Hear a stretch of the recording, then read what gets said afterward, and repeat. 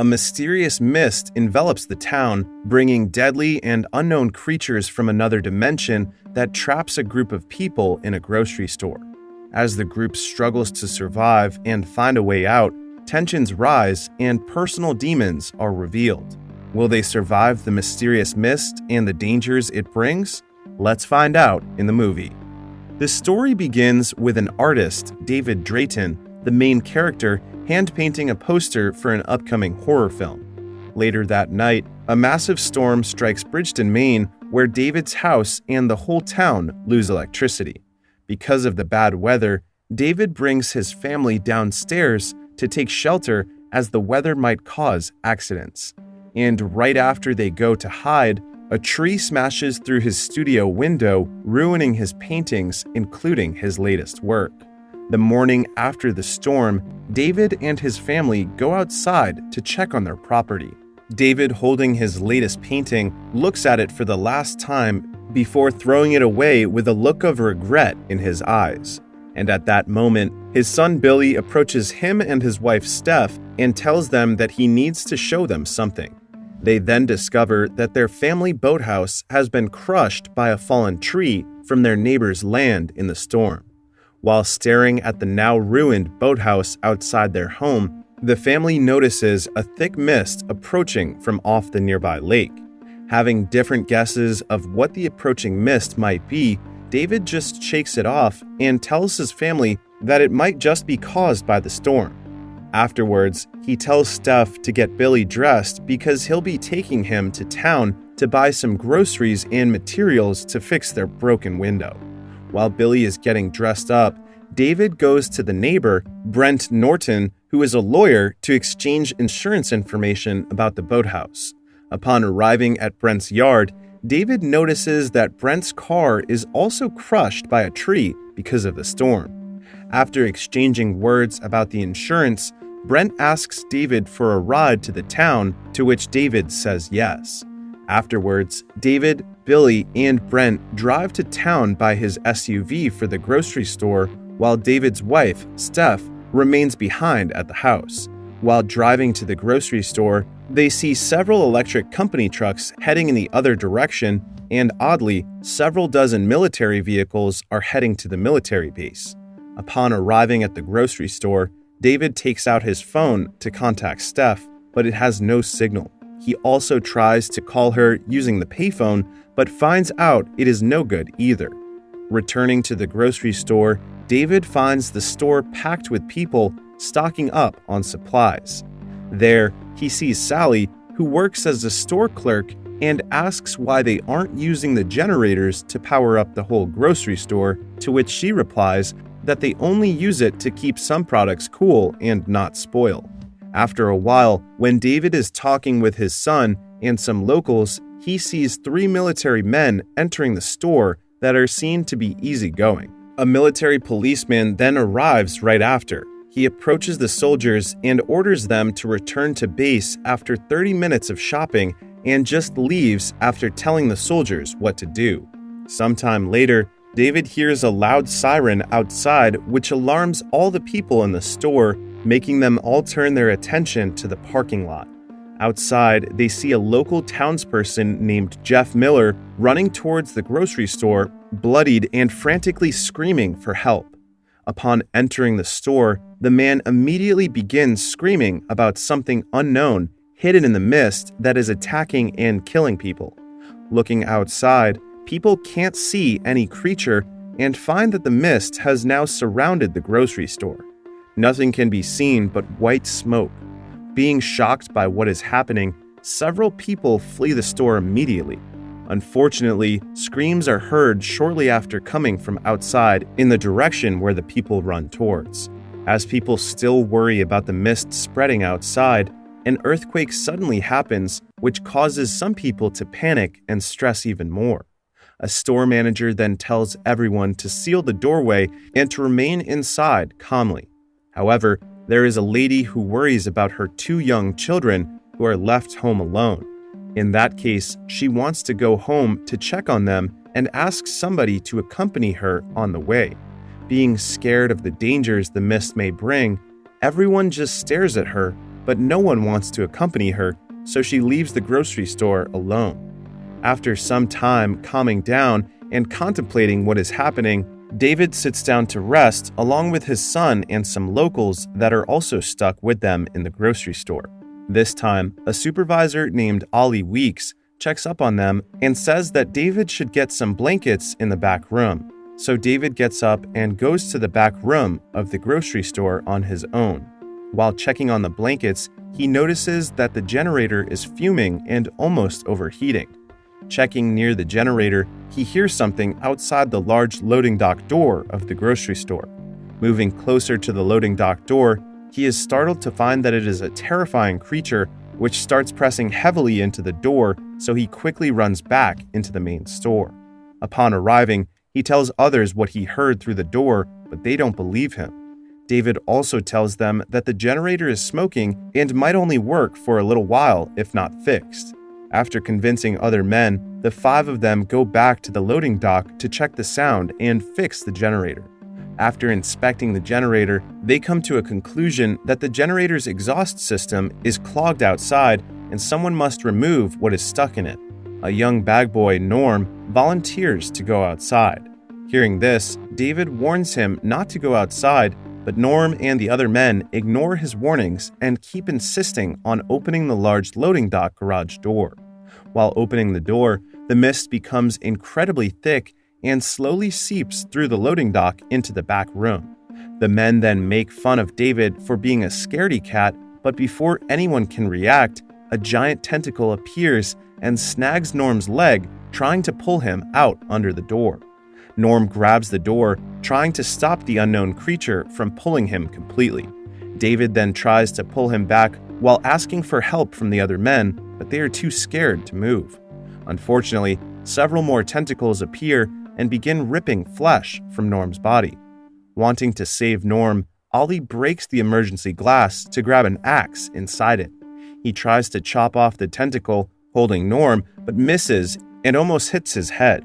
Unfortunately, the creature pulls the bloodied and terrified Norm into the mists, but before all the tentacles escape, David quickly grabs the axe on the floor and manages to chop off one of the tentacles. After the horrifying events, they close the loading dock doorway, still not knowing what exactly is behind the mist. While all of them are shocked, Jim approaches David and tries to apologize for making fun of him. David, being angered of what happened, punches him and shouts that he gets a teenager killed for not believing him. When the fight is over and all have calmed down, they go back into the grocery store to tell Brent what they've discovered and ask him if he has any idea about what to do. However, Brent lashes out at them because he believes they are playing a joke on him by saying that monsters are dwelling in the mist. The argument causes a commotion, and even the store manager says everything is lunacy. David and the men insist on showing several others, including the manager, the piece of tentacle that he severed from the monster. Seeing with his own eyes, now the manager finally believes them and tells this bad news to others in the store. However, Brent says that it proves nothing and that the mist is nothing more than part of a storm. He then organizes a group of people to leave the store to drive away and find help. At this time, a religious lady, Miss Carmody, stands and mocks Brent's group, who is leaving, and David's group, who is barricading the door. Miss Carmody continues to say that they should make a human sacrifice to the monster to save all of them, which makes the kids in the store scared and causes a lady to slap her for preaching. After some time, when Brent and his group are about to leave the store, some people try to convince them to stay but fail. Upon hearing that Brent's group is leaving, a man volunteers to retrieve a shotgun from another man's car. David asks the man to tie a 300-foot rope around his waist so that the people in the store will know the safe distance. Brent and his group leave first. The man with the rope leaves right behind them. After a minute of silence, the rope pulls rapidly out of the store.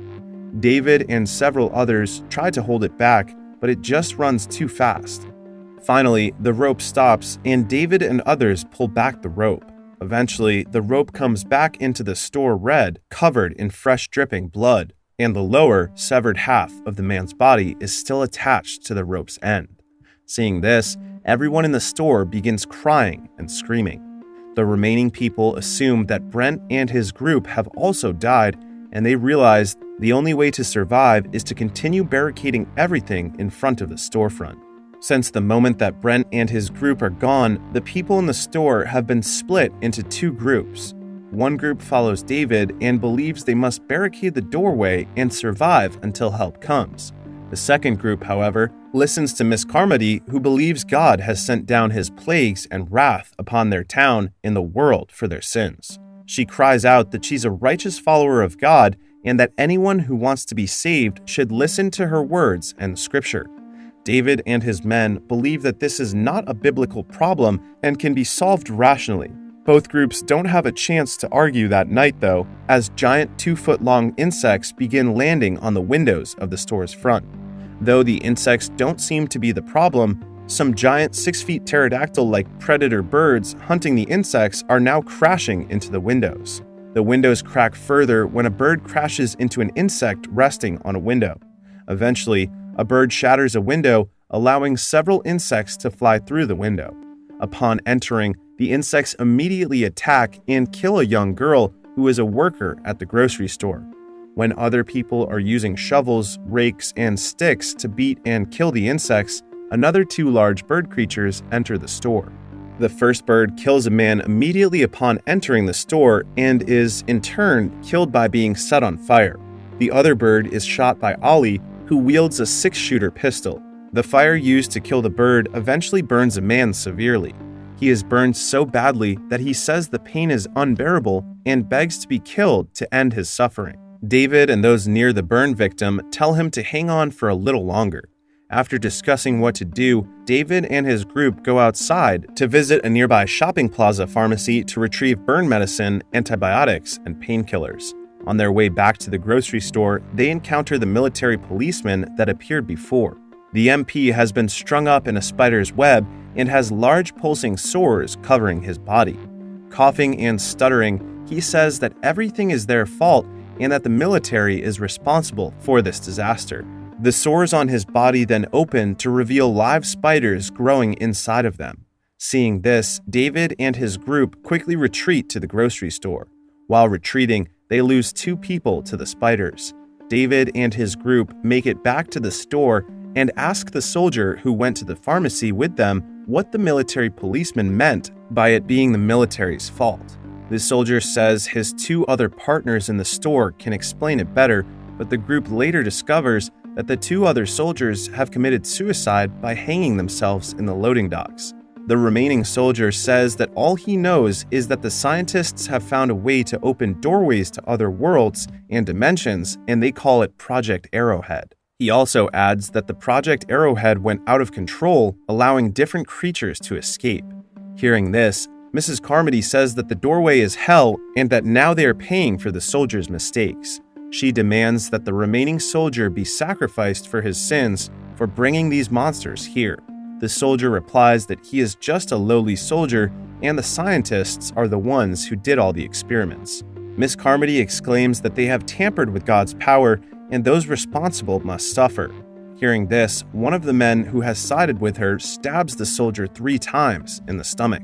To David and his group's horror, the soldier is tossed through the front door outside the grocery store. Bleeding and alive, he begs to be let back inside, but a gigantic monster grabs the soldier and kills him.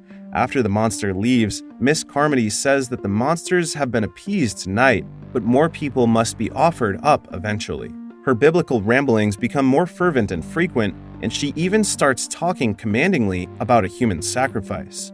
Almost running out of patience, David assembles several people to accompany him because he intends to break out of the store and see if he can drive through the mist and find a safe place. David, his son Ollie, and 6 others agree that they will leave after stockpiling food and supplies in a couple of nights. However, at the night of the departure, Miss Carmody catches them before they can leave and assembles everyone else in the store to prevent them from leaving. David tells her to move, but she counters by saying that not only can David not leave the store, but that David's son Billy must be the next human sacrifice. David and Ollie are approached by several men armed with knives. At first, they just argue, but then a fight breaks out. The fight continues until it is stopped by a gunshot, It is Ollie who doesn't hesitate and opens fire on Miss Carmody with his pistol. He shoots her in the stomach, stunning her followers, and then executes her with a bullet to the forehead, completely horrifying all of them. Ollie then points the gun at the knife-wielding men, causing them to retreat, and motions for David and the group to make a break for it. On their way out, a furious woman who is a very ardent follower and has a very close friendship with Mrs. Carmody screams at Ollie, calling him a murderer. David and the group get outside the grocery store and run for David's SUV. On the way to the car, 2 of them are killed by spiders, and one runs back to the store and is welcomed inside. Ollie reaches the SUV first, but is killed by the giant creature that has killed the soldier before. David, his son, a woman, the man who initially warned about the creatures in the mist, and an older woman eventually make it into the SUV. Before driving away, David sees the gun that Ollie dropped and grabs it off the hood of his car right before a giant spider leaps on the hood of the vehicle. Luckily, the giant spider just stares at them for a second, climbs across the car, and leaves them unharmed. David then starts the car and drives in the front of the store while the survivors inside watch them drive by. On the ride, they first stop at David's house where he sees his wife's dead body in a spiderweb. Upon realizing what just happened, David whimpers and slowly accepts that he can't do anything about his wife's death. They leave and continue on the main roads where they see tons of cars that are overturned, a school bus full of webbed children, and tons of debris and roadside damage. While driving, they also encounter the most enormous creature in the film, a massive 6-legged monster covered with tentacles that is the size of several large buildings. Eventually, the SUV runs out of gas, but they still cannot drive out of the mist into safety. With Billy asleep, David pulls out the gun and nods in silent agreement with the others to merciful killing that will end their suffering. However, there are only 4 bullets, not enough to kill all of them, so David decides to stay alive and let the creatures kill him. 4 gunshots are heard, and 4 flashes of light are emitted from the car. After that, David exits the car screaming for the monsters to come get him. He has shot and killed his 8-year-old son and the 3 other survivors and is now waiting for his death. A large rumbling noise is heard outside, indicating something is approaching David. Though David is screaming at the top of his lungs and begging to die, a monster does not reveal itself in the mist. Instead, it is a U.S. military tank that is followed by an entire military battalion.